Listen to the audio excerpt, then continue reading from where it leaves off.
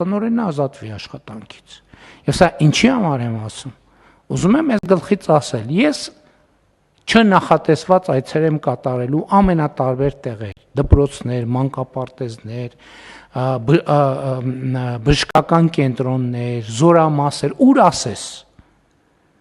Բայց կոնկրետ ցանկացած դպրոցում, ցանկացած մանկապարտեզում, երբ որ ես նման բաներ տեսա, ես այս գլխից ուզում եմ արձանագրենք, որ եթե դա վերաբերվում է վարչատնտեսական պատասխանատուին, ուրեմն վարչատնտեսական պատասխանատուն չի աշխատելու, ազատվելու աշխատանքից, առանց բացատրությունների, առանց որևէ բանի։ Նույնը մանկապարտեզ, ես ուզում եմ, որ մենք սա գիտություն ընդունենք։ Ընդ որում ես հիմա առաջիկայում ավելի ու ավելի շատ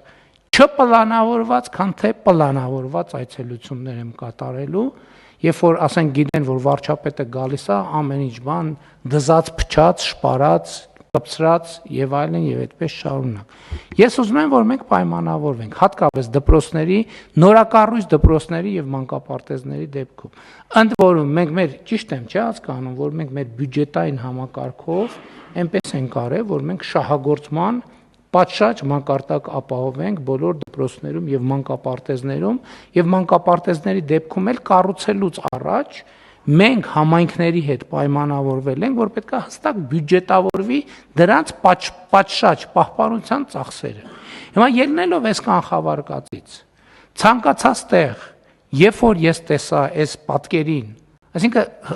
այն նախագծայինից շեղված իրավիճակ, ուզում եմ արձանագրել, որ տվյալ դպրոցի կամ մանկապարտեզի տնօրենը այլևս պետքա չաշխատի, շատ արագ օրերի ընթացքում պետքա ազատվի աշխատանքից։ Եթե որևէ մարզում, որևէ համայնքում այս երևույթը կլինի կրկնվող, այսինքն դա ոչ թե մի տեղում կտեսնենք, երկու տեղում կտեսնենք, արդեն անդրադարձա լինելու բոլոր այն պաշտոնյաներին, ովքերի պաշտոն է պարտավոր են վերահսկողություն իրականացնել, որպեսզի այդ իրավիճակները չլինի։ Ես էլի ուզում եմ հերթական անգամ ասել.